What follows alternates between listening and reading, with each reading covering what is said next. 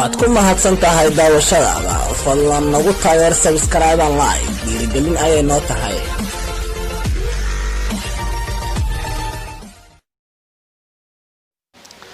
السلام عليكم ورحمة الله وبركاته. مجاعي وزكي بيكم على تيجازكو.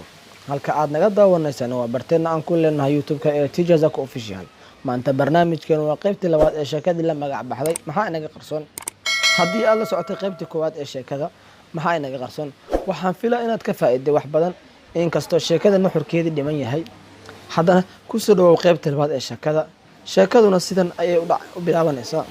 wariyihii iyo kaamilmaankii isla socday waxay u talaabo qaadeen dhinaca buurta si ay u soo xaqiijiyaan shakigooda. waxaase goobta ku haray gaarin oo ka mid ah gaadiidkii barnaamijka u keenisnaa ay intoodii kale ay isaga carareen goobta. wadihii gaarigaas oo walacsanaa wuxuu ka haray gaadiidkii kale maadaama loo baahan yahay gaari soo qaada labadaas nin marka ay ka soo laabtaan buurta. darawalku wuxuu indhaha ku hayay labada nin ee sii fuulaya buurta oo mar walba muuqooda ka sii fogaanaya. ku dhawaad saacad ama 40 daqiiqo ayay ku qaadatay inay gaaraan dusha sare ee buurta. waxay ahayd buur dhagxaan badan haddana ciideysan, ma lahayn dariiq loo raaco oo laga fuuli jiray, sida darteed ayay hadba cagta la raacayaan meel adag oo miisaankooda xajin karta si aanay uga soo dhicin buurta. mid walbana daal iyo dhidid badan uma yarayn. marka ay hubsadeen inay taagan yihiin buurta dusheeda sare ayay beenooday shakigoodii ahaa in meesha garoomo iyo xerooyin ciidan ay ka samaysan yihiin, waayo waxba astaana indhahooda ma aysan qaban. waxa ay arkeen in meesha xitaa lahayn waddo toos ah oo hoos marta buurta. waxaa kaloo saaran buur in yar ka gaaban midda ay saaran yihiin. markaas ayay labadoodii talo u bilaabatay oo wariyihii ku taliyay mar kale bal hoos in loo dagaan dego, laakiin kaamilmaankii ayaa ka muujiyay walaac arrintaas.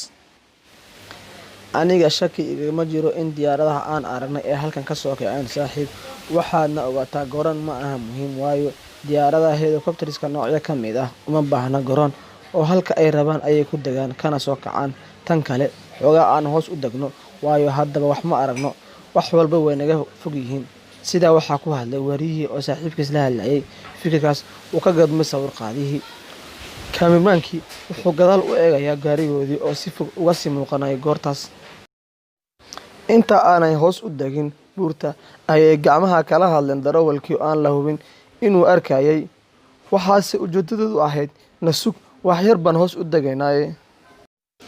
markii ay hoos u soo dhowaadeen waxa ay noqdeen dad laba buur ku dhex jira, waxayna durbadiiba waayeen anteenooyinkii taleefanadii ay siteen. wakhtigana waa sii gabaabsi oo qiyaas ahaan wuxuu marayaa 9 saac 45 daqiiqo oo PM oo galabnimo geeska Afrika. halista ugu macquulsan ay xilligaas u nuglaayeen waxaa ka mid ah 2 arrimood. kow, inay la kulmaan ciidamo qarsoodi ah u howlgalayo, haddiiba ay sheegtaanna inay yihiin wariyaal xog raadiyaan oo ku sababi karta in halkaas lagu tugto aanay xitaa helin ciid xabaal dhigta. 2, dhanka kale haddii ay ka soo baxaan kooxo hubeysan oo al-shabaab ah, waxay labaduba noqonayaan sirdoon ka socda wadamada reer galbeedka oo kaamirooyin loo soo dhiibay si ay u jajusaan mujaahidiinta. waxayna ka soo muuqan lahaayeen baraha internetka sida YouTube-ka ayagoo qorta la jarayo.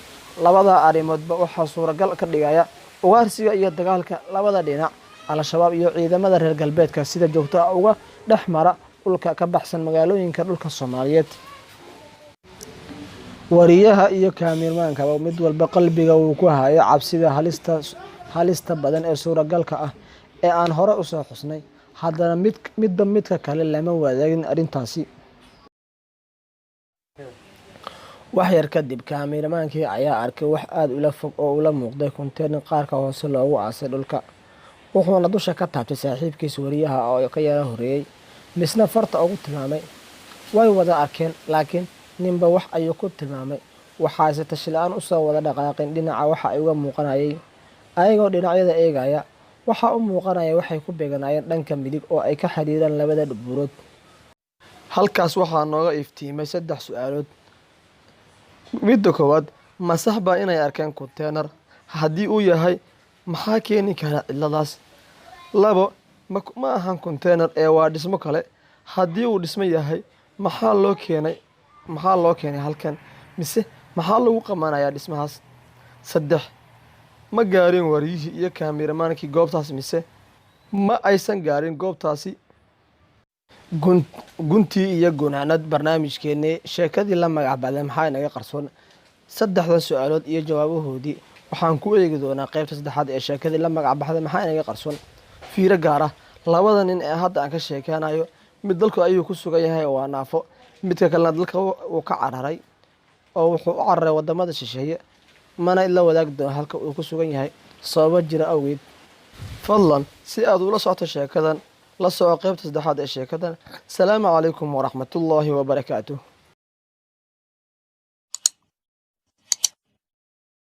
waad ku mahadsan tahay daawashadaada. fadlan nagu taageer subscribe and like, dhiirigelin ayay noo tahay.